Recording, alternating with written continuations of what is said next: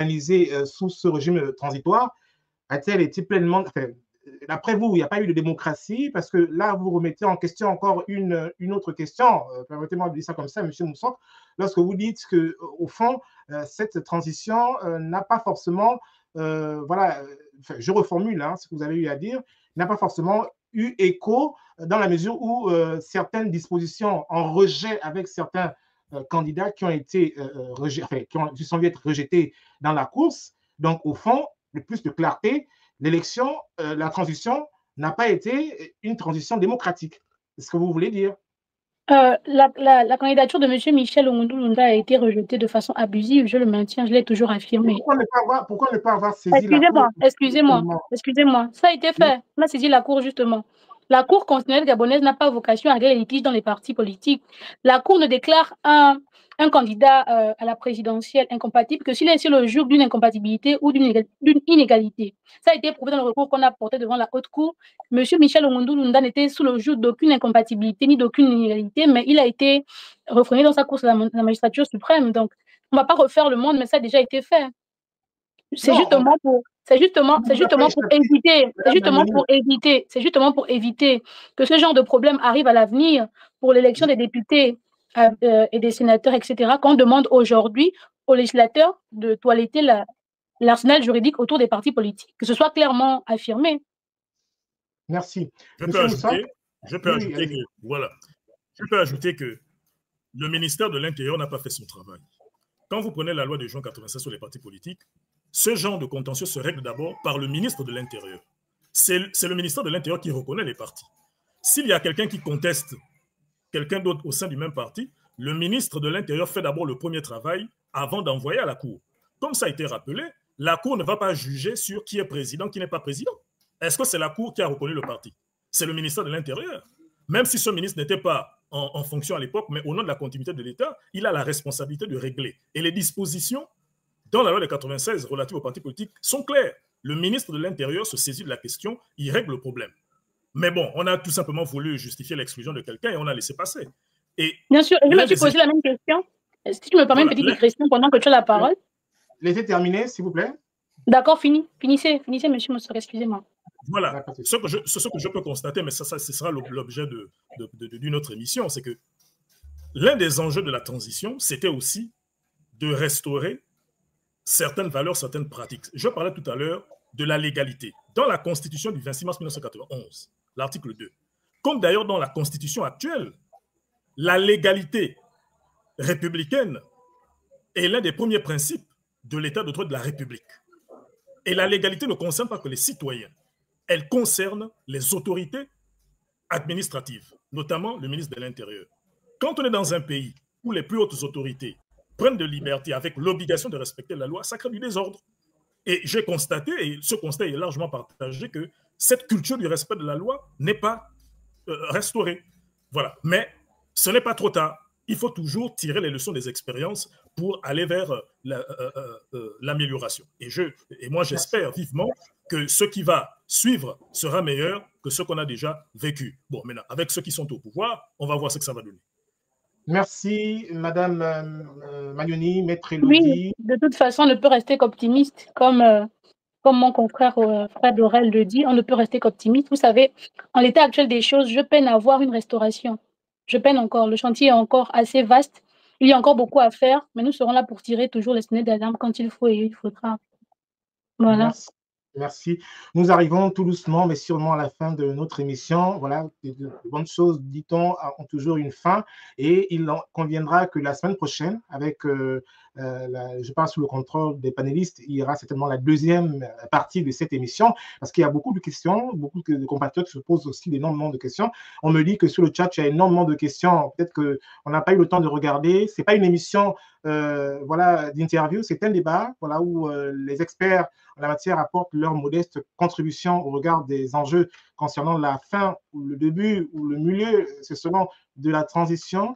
Donc, nous sommes vraiment désolés de ne pas pouvoir prendre les questions, mais on se tâchera de regarder avec beaucoup d'attention et peut-être les poser pour la prochaine fois.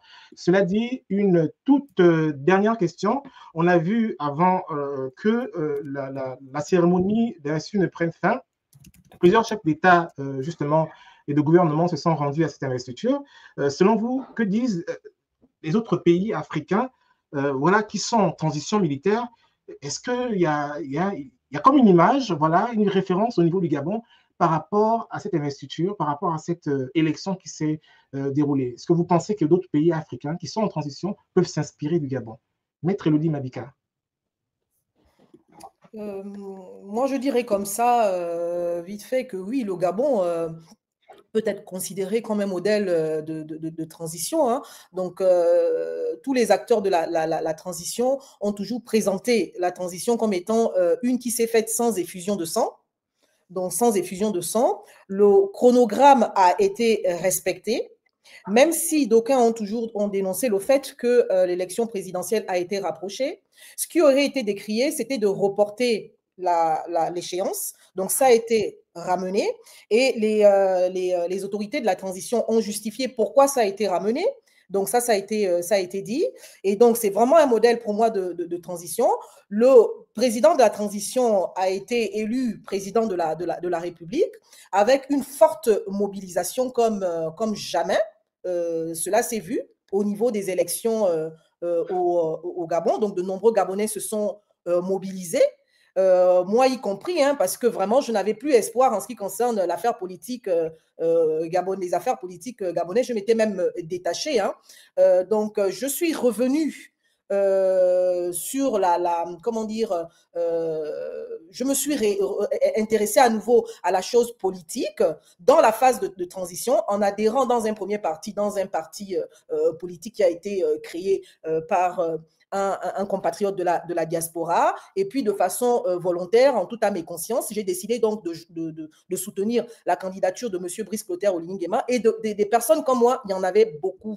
Je sais par exemple que ma tante, qui n'a jamais voté au niveau du Gabon, hein, pourtant elle fait partie du troisième âge, ma tante s'est mobilisée, mais vraiment elle s'est fait enrôler pour aller voter M. Brice Clotaire Oligui Nguema, et des personnes comme ça, il y en avait beaucoup. Hein, j'étais au Gabon pendant la campagne, j'ai voté à Paris, j'ai eu donc l'occasion de discuter avec beaucoup de compatriotes, mais vraiment qui étaient comment dire, dans l'idée de soutenir Monsieur Brice Clotaire Oligui Nguema. Donc, je fais ressortir ces points-là tout simplement pour dire que la transition au Gabon, de par la forte mobilisation des compatriotes, est un exemple. Il n'y a pas eu d'effusion de sang. C'est vrai, il y a eu quelques dénonciations qu'il y a eu pendant la transition, mais voilà, de manière générale, elle s'est bien faite. Donc oui, certains pays africains peuvent prendre référence à ce modèle de transition-là. Et d'ailleurs, j'ai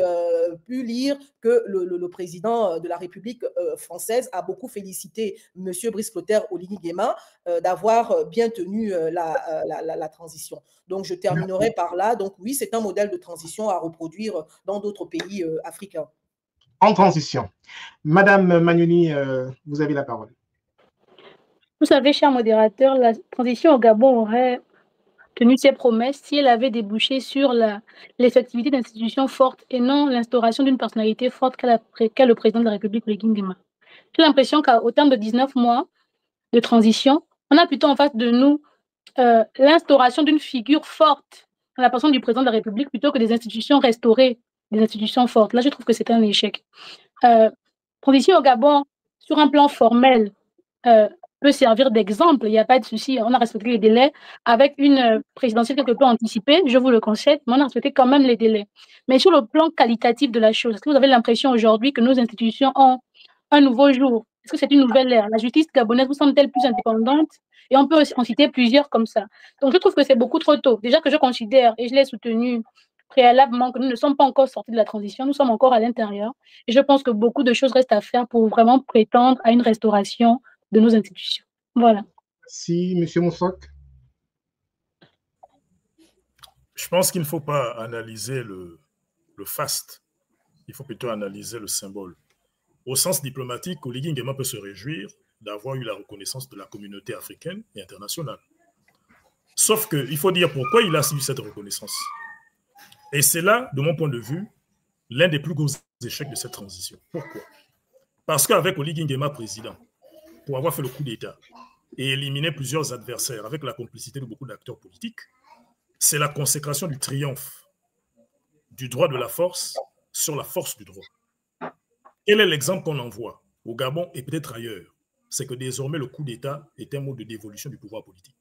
Quelqu'un qui a les armes, même s'il n'est pas d'accord avec celui qui est au pouvoir, il va le déposer, il prend le pouvoir, il organise la transition à sa guise, il se taille une constitution, il se taille des lois, il se prend des partisans, il se prend des soutiens, et il est élu. Les 90% de M. Oligui Nguema ne tiennent pas qu'à la qualité de la personne. Elles tiennent aussi à la qualité du retour en force d'un système. Les mêmes méthodes. Par la Constitution, on a éliminé la jeunesse. Est-ce que vous avez vu un candidat de moins de 35 ans? La jeunesse, elle est entre 14 et 35 ans. Il n'y a pas eu de candidat jeune au sens même des normes internationales. Ça a été éliminé. Est-ce que vous avez eu quelqu'un qui est entre 70 et plus? Non. Mais quand on prend ce type de décision, et on l'avait déjà dénoncé, vous éliminez une grande partie de la nation. Et je ne parle même pas de tout ce qui a été mis pour entraver la participation des Gabonais de la diaspora. Ça, je crois que ça restera comme l'une des grandes tâches. Et c'est pourquoi je disais que le débat va reprendre. Et à l'occasion de ce débat, il faudra faire encore des propositions de réforme pour desserrer les taux. Parce que je le dis, et je l'ai dit pendant le référendum, cette constitution consacre un régime présidentialiste. Et le présidentialisme de droit ou de fait a été la cause de tout ce qu'on a vécu.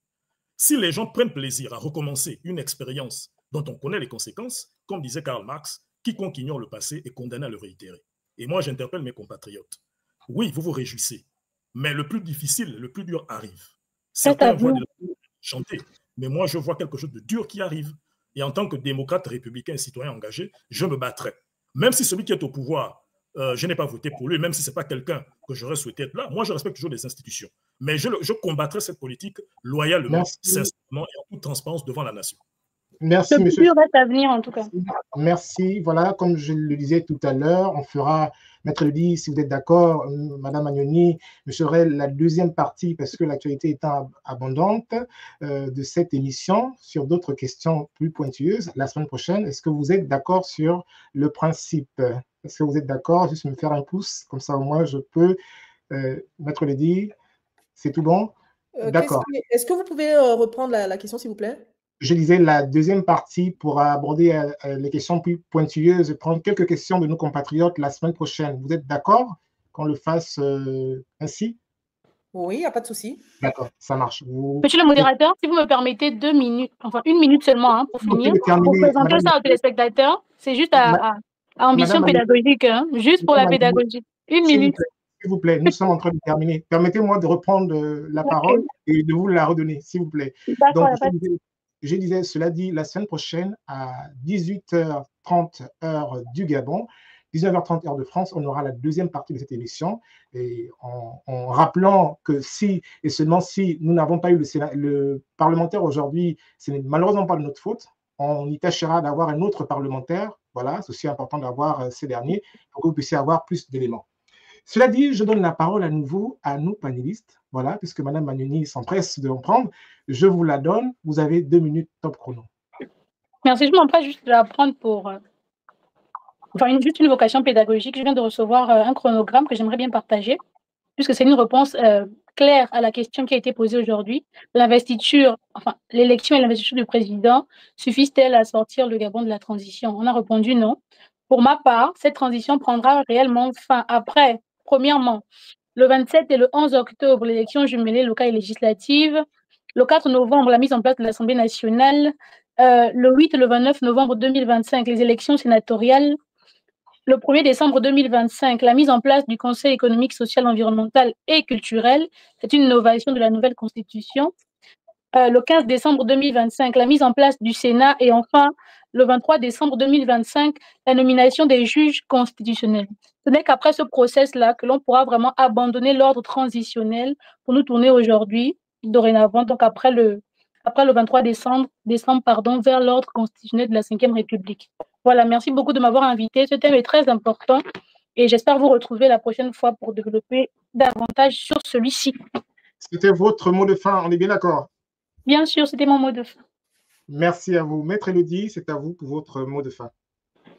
Merci à vous, Monsieur Ngoma, de m'avoir invité à votre émission et merci aux 2 autres panélistes pour l'échange pédagogique.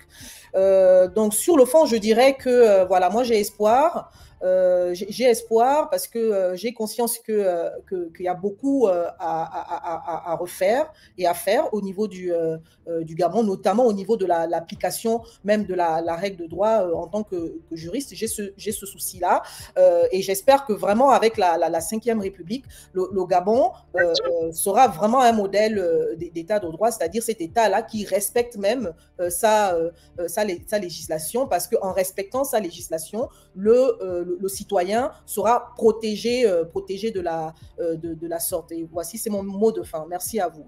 Merci, Maître Ledy. Monsieur Moussok, votre mot de fin. Bien, c'est un plaisir de toujours participer aux émissions que vous organisez, et surtout avec le concours de Maître Magnoni et de Maître Elodie Mabika.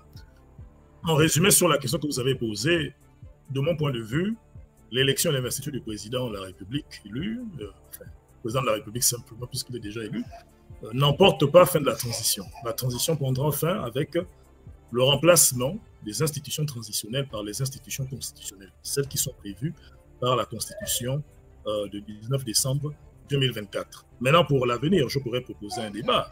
Sommes-nous vraiment dans une 5e République? Et là, c'est le sujet lequel on va aborder la prochaine fois. Voilà, les juristes, les historiens, les politologues seraient les bienvenus parce qu'en réalité, il existe une diversité d'approches. Certains juristes ont une approche historique, d'autres ont une approche constitutionnaliste. Pour nous qui sommes des juristes, on a vu l'institutionnalisation du pouvoir, en tout cas les fondements de l'État. Il y a une approche historique, institutionnaliste, conventionnelle et autres. Bon, mais là aussi, c'est la même chose. Hein. La Constitution, ce n'est pas juste un numéro. Hein. Là, le régime de la République, ce n'est pas juste un numéro. C'est toute une analyse, c'est tout un faisceau d'indices qui permettront effectivement de déterminer si on est dans une 5e ou pas. On pourrait me mettre dans la 3e République. Merci. Un retour en arrière. Merci à tous, merci à toutes pour votre attention.